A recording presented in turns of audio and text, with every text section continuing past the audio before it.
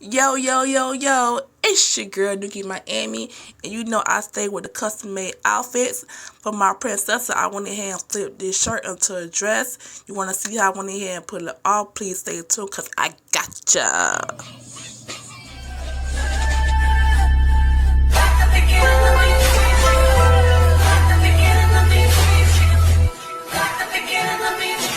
I'm prolific, so gifted.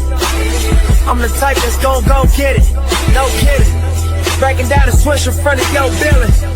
Sitting on the steps, feeling no feelings. Last night. So you see this cool Levi t-shirt? It was mine. Instead of me throwing it away and get rid of it, I'm going to turn this shirt into a 4T taller dress for my daughter. Let me show you how I do mine. Now, first thing first, I'm going to go ahead and flip this shirt inside out. That way, I can trace the pattern of my liking for this dress. The red shirt, which I made into a dress also, I'm going to take that same pattern and cut like so. When I'm cutting it, I'm definitely going to leave 2 inches away from the dress because I don't know how this material might play out. So I could always go back and alter it just in case this dress may be too tight or may be too baggy. You know, you never know. So you always want to be on the safe side just in case you might have to go back.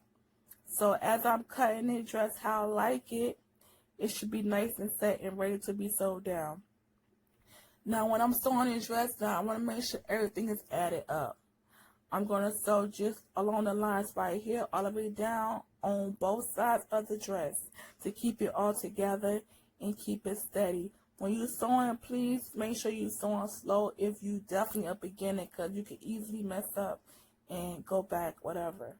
Now the sleeves, I'm going to leave it like so because it's already nice and perfect to me. I don't want to bother them. That's just how I'm going to go on this route.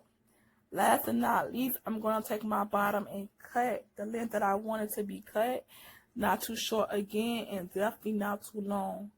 And as I cut it, I'm going to go ahead and flip it up just like this because I want to be able to measure my dress before I actually go ahead and sew it, because again, it could be a little bit tricky.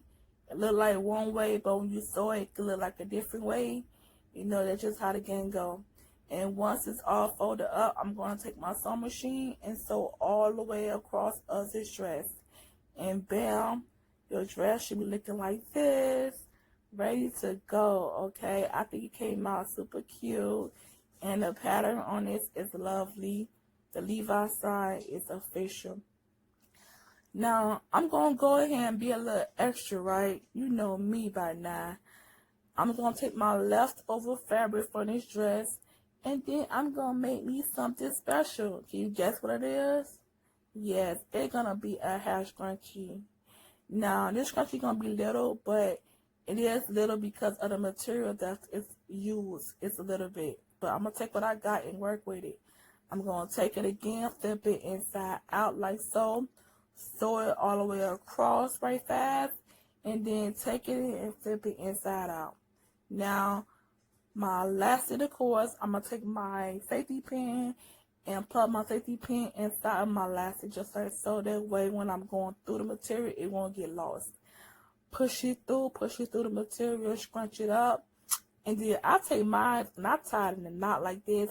And I take the excess elastic and put it in between other material. And once that's done, I take my sewing machine again and I sew all the way down. And booyah, there you go, honey. A nice, cute DIY homemade scrunchie. Yes. And I'm feeling it. I love it. How about you? Thanks for I love it.